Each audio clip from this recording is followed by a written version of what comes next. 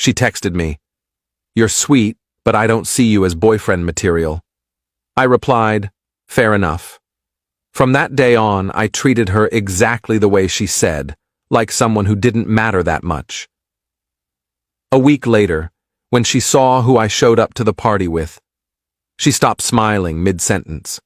I'm Evan, 35, and I'd been friends with Maya for about 2 years before I finally worked up the nerve to tell her how I felt. We met through a mutual friend's game night, bonded over our shared love of terrible horror movies and obscure indie music. For 2 years, we hung out at least twice a week, coffee on Tuesdays, movies on Friday nights, random texts throughout the day about nothing and everything. I thought we had something. I thought she felt it too. The way she'd laugh at my jokes, touch my arm when she was making a point, text me first thing in the morning with some observation about her day. All the signs were there, or so I convinced myself. 3 weeks ago, I finally told her. We were at our usual coffee shop, sitting in the corner booth we'd claimed as ours after about 6 months of regular visits. She was telling me about some drama at her office, and I just couldn't keep it in anymore. "Maya, I need to tell you something." She looked up from her latte. "What's up?" "I have feelings for you, more than friend feelings. I have for a while now." Her face did this thing, this complicated sequence of expressions that I couldn't quite read. Surprise, maybe. Then something like concern. Then what looked like pity. "Oh, Evan, She set down her cup. "Can I think about this?" "Yeah, of course. Take all the time you need." We finished our coffee in slightly awkward silence and went our separate ways. She texted me that night, "Hey, can we talk tomorrow?" I said yes. Spent the entire night unable to sleep, running through every possible scenario in my head. The next day, she called instead of texting. I was at work, so I stepped outside to take it. "I've been thinking about what you said," she started. No small talk, straight to it. "You're really sweet, Evan.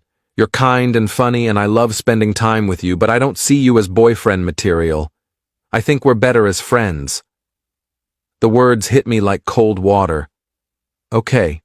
Can I ask why?" "I don't know. There's just no spark? Like, you're great, but not in that way. You know what I mean?" "Not really, but okay. I hope this doesn't make things weird between us. I really value our friendship." "It won't make things weird," I lied. "I appreciate you being honest." We hung up. I went back inside and tried to focus on work. Failed completely. Went home early, sat on my couch, and just processed. That evening, she texted me, "You're sweet, but I don't see you as boyfriend material." It was like she needed to say it again, in writing, to make sure I got the message. I stared at that text for a long time.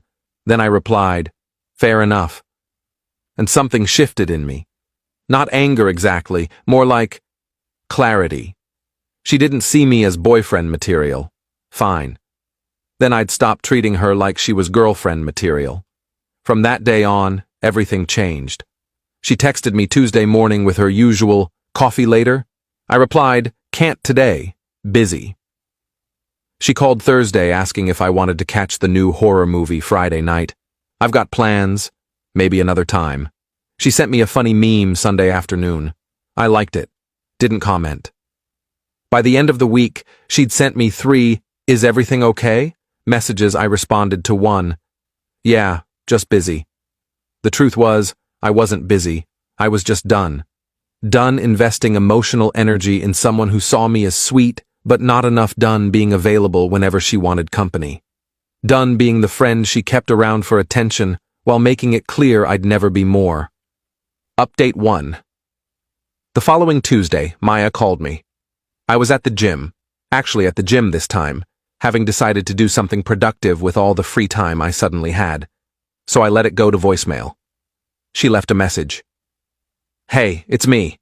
I feel like you're avoiding me. Can we talk? I miss hanging out. Call me back." I didn't call back. I texted an hour later. Not avoiding, just been busy. Hope you're good.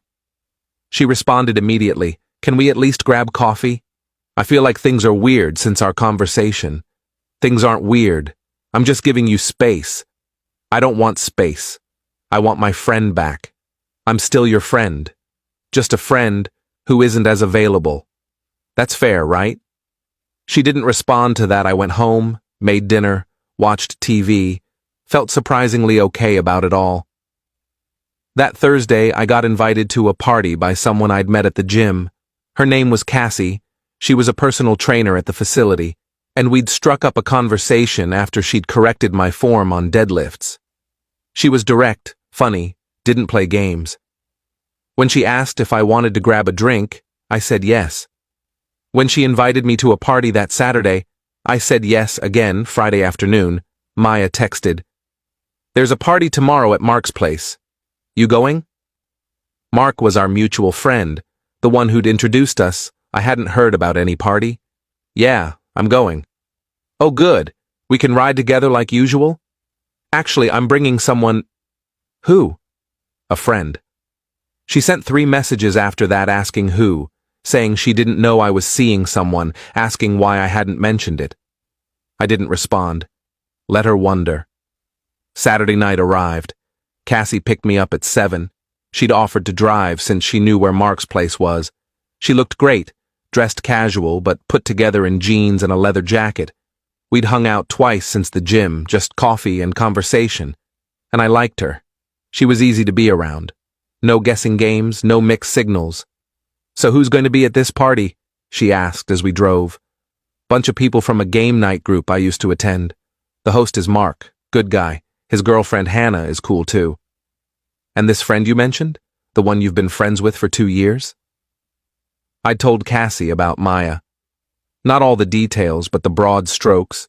Friend I'd had feelings for, she rejected me, I was moving on. She'll probably be there. "Is this going to be awkward?" "Might be, but that's not on me."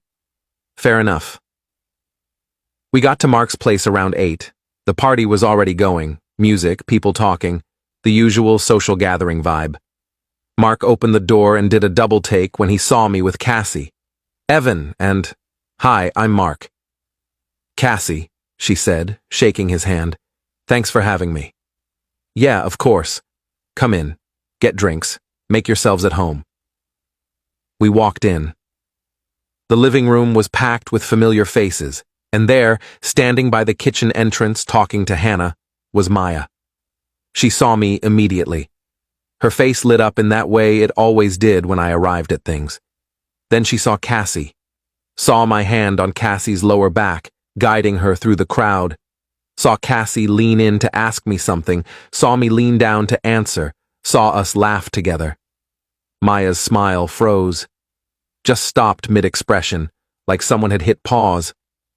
I nodded at her, kept walking toward the kitchen with Cassie, got us drinks, started introducing Cassie to people I knew, made it clear through every gesture and word choice that Cassie and I were together. Hannah came up to us after about 10 minutes. "Evan, can I talk to you? Alone?" Cassie squeezed my hand. "I'll go mingle. Find me in a bit?" "Absolutely." Hannah pulled me into Mark's office down the hall, closed the door. "What are you doing?" "Going to a party? Making conversation? The usual." "You brought a date? You're seeing someone? Is that a problem?" "It's been like 2 weeks since you told Maya you had feelings for her. Now you're here with someone else?" Maya made it clear she doesn't see me as boyfriend material, so I'm moving on. How is that wrong? It's not wrong, it's just... fast. And kind of cold. Cold would be showing up alone and moping in the corner. I'm showing up with someone who actually wants to spend time with me. That's called having self-respect. Hannah sighed. Maya's really upset. That's not my problem. She made her choice. I'm making mine. She thought you guys would still be friends. We are still friends, I'm just not the kind of friend who's available whenever she needs attention, while making it clear I'll never be more than that. If she wants a friend like that, there are plenty of other people here. Evan, come on, don't be like this. Like what? Like someone who values himself? Like someone who stops pining after a woman who doesn't want him? Hannah, I spent 2 years hoping Maya would see me differently. She made it clear she doesn't. So I'm done hoping. What exactly am I doing wrong here? She didn't have an answer to that. I left the office and found Cassie talking to Mark about travel. Apparently, they'd both been to Iceland. The rest of the party, I stayed close to Cassie, not in an over-the-top way, just naturally gravitating to her because I enjoyed her company. We talked to people, laughed at stories, had a genuinely good time. Maya tried to approach me twice. Both times I was mid-conversation with someone else and didn't break away to talk to her. Not rudely, I'd nod, acknowledge her, then turn back to whoever I was talking to. The message was clear. You're not the priority anymore. Update 2. Sunday morning, I woke up to 17 text messages from Maya. They'd started around midnight and continued until 3 a.m. I read them over coffee. We need to talk. You brought a date? After everything we talked about? I thought we were friends. You're really just moving on like that? This is so unfair. You made me feel like an idiot. Everyone was asking me about you and her. I thought you cared about me. This is really hurtful. Can you at least respond? Fine. Ignore me. I can't believe you'd do this. Call me when you're ready to talk like adults. I'm sorry if I upset you, but this is too much. Please just call me Evan. I finished my coffee. Then I replied, I do care about you, as a friend, the same way you care about me, as a friend. Nothing more. Like you said, I'm allowed to date other people. You rejected me. I moved on. That's how it works. Her response came within seconds. But it's only been 2 weeks, and that's not enough time to get over someone. Maybe not for you, but you're not the one who got rejected. I didn't reject you. I just didn't feel the same way. That's literally what rejection is. This is different, and you know it. How is it different? You're doing this to hurt me. No, I'm doing this because Cassie is great and I enjoy spending time with her. Your feelings about it aren't my responsibility. She didn't respond after that. I spent the rest of Sunday with Cassie, brunch, a walk through the park, easy conversation about everything and nothing. She didn't ask about the texts, didn't push for details about the party dynamic, just let me exist without demanding explanations. That's when I realized what I'd been missing with Maya. Reciprocity. Balance. With Cassie, I wasn't constantly wondering where I stood or whether she valued my time. She made it clear through her actions. Maya made it clear through her words that I wasn't enough, then expected me to still be available for all the benefits of a relationship without any of the commitment. Monday, Mark called me. Hey man, we need to talk about Saturday. What about it? Maya's really upset. She's been texting Hannah nonstop about you and Cassie. Okay, what do you want me to do about that? Maybe ease up a little? Give her some time to adjust? Adjust to what? Me having a life that doesn't revolve around her? No. Adjust to you dating someone new 2 weeks after confessing you had feelings for her. Mark, serious question. When someone rejects you, how long are you supposed to wait before moving on? I don't know, man. More than 2 weeks? Says who? She made it clear she doesn't want me. Why would I sit around hoping she changes her mind? Because you guys are friends. Because she cares about you. She cares about having me available when she needs attention. That's not the same as caring about me. That's harsh. Maybe. But it's also true. For 2 years, I was there whenever she needed me. Coffee dates, movie nights, emotional support, all of it. And the second I asked for more, she shut me down. Fair enough. But she doesn't get to keep all the benefits of having me around while making it clear I'm not good enough. So you're just done with the friendship? No. I'm done being the friend who's always available. If she wants to hang out in group settings, cool. If she wants to text about random stuff occasionally, fine. But the twice-weekly coffee dates, the constant texting, the emotional intimacy, that's over. She said she doesn't see me as boyfriend material. I'm treating her like she's not girlfriend material. Fair is fair. Mark was quiet for a moment. I get it, man. I do. I just feel bad for her. Don't. She made a choice. Choices have consequences. Update 3. 2 weeks after the party, Maya and I ran into each other at the coffee shop. Our coffee shop, the one we'd been going to for 2 years, I was there with Cassie, showing her the spot I'd told her about. Maya was sitting in our usual booth. When she saw us walk in, her face did that frozen thing again Cassie noticed. "Is that her?" she whispered. "Yeah." "Want to leave?" "No, I come here all the time. I'm not avoiding places because she might be there." We ordered our drinks and sat at a different table. I could feel Maya watching us the entire time. Cassie and I talked about her work. She was dealing with a difficult client who wanted personal training results without putting in the effort. I made some joke about wanting abs without doing crunches. She laughed. It was easy and natural, and nothing like the constant tension I'd felt with Maya those last few months. After about 20 minutes, Maya walked over to our table. "Evan, can we talk? Outside? I'm kind of in the middle of something. Please, just 5 minutes." Cassie touched my arm. "It's okay. I'll be here." I followed Maya outside. She walked a few steps away from the entrance before turning to face me. "Is this really how it's going to be? You dating someone new and acting like our friendship never existed?" "Our friendship exists. It just looks different now." "Different how? We never talk. You don't respond to my texts. You avoid me at group things." "I respond to your texts, just not immediately. And I don't avoid you, I just don't prioritize you anymore." "Why not?" "Because you made it clear I wasn't a priority to you." "That's not fair. I said I wanted to be friends." "Right, friends, which means we're equals. Which means I'm not required to drop everything to be available for you. Which means you don't get to be upset when I spend my time with someone who actually wants me. Cassie doesn't know you like I do. Maybe not. But she knows me enough to want to be with me. That's more than you did. I care about you. You care about having me around. There's a difference." She started crying. "This is so unfair. I didn't do anything wrong. I was honest with you about my feelings." "You were. And I'm being honest now. You're not boyfriend material either. You're friend material, the kind of friend I see occasionally in group settings and have pleasant but surface-level interactions with. Not the kind I invest serious time and emotional energy into. You're being cruel. I'm being honest. You said you valued honesty. Not like this.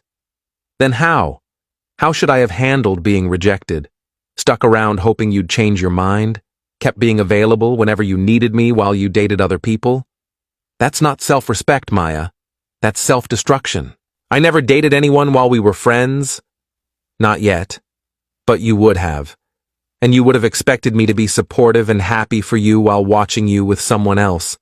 That's not fair to ask of someone who has feelings for you." She wiped her eyes. "I didn't know it would hurt this much to lose you." "Then maybe you should have thought about that before rejecting me." "So this is punishment? You're punishing me for not feeling the same way?" "No. This is me moving on. There's a difference. You're not the main character in my story anymore. That's not punishment. That's just life." I went back inside. Cassie looked up from her phone. "Everything okay?" "Yeah, everything's fine." And it was. For the first time in months, it actually was. Final update. It's been 2 months since the party. Cassie and I are still seeing each other. Nothing official yet, but we're taking it slow, and I'm okay with that. She's introduced me to her friends. I've introduced her to mine, except the game night group, which I've been attending less frequently. She's thoughtful, direct, doesn't play games. I like being around her. Maya and I haven't spoken since the coffee shop encounter. She stopped texting about a month ago. I saw on social media that she's dating someone now. Met him through work, apparently good for her. I mean that genuinely. Mark told me last week that Maya had asked him if I was still mad at her. He told her I wasn't mad, just moved on. She apparently said that felt worse somehow. I get it. Being rejected hurts. But being strung along hurts more. And that's what I was. Strung along by someone who liked having me around, but didn't like me enough. The moment I stopped making myself available for breadcrumbs, she realized what she'd lost. That's not my problem to fix. Hannah asked me yesterday if I had any regrets about how I handled things, if I thought I'd been too harsh. Maybe, I said. But being kind to someone who rejected me would have been cruel to myself. I chose me. That's not harsh. That's healthy. What if Maya wants to rebuild the friendship eventually? Then she can try. But it'll be on my terms this time, not hers. Some people think I'm bitter, that bringing Cassie to that party was calculated revenge. Maybe there's some truth to that. But it was also me moving forward, showing myself that I was worth more than waiting around for someone who didn't want me. Maya texted me yesterday, "I saw you're seeing someone. I hope you're happy." I didn't respond. Not because I'm angry, because there's nothing left to say. She stopped seeing me as boyfriend material. I stopped seeing her as someone who deserved priority access to my life. Fair is fair. Edit. For people asking if I owe Maya a friendship after 2 years. No, I don't owe anyone my time and emotional energy, especially after they've made it clear they don't value me the way I value them. Friendship is a two-way street. She wanted all the benefits without any of the commitment. That's not friendship. That's using someone. Edit 2. Yes, Cassie knows the full story. She asked on our second date if I was over Maya. I said I was over the hope of being with Maya. That was honest enough for both of us. We're taking things slow and seeing where it goes. Edit 3. No, I didn't bring Cassie to the party specifically to hurt Maya. I brought her because she's great company, and I enjoyed spending time with her.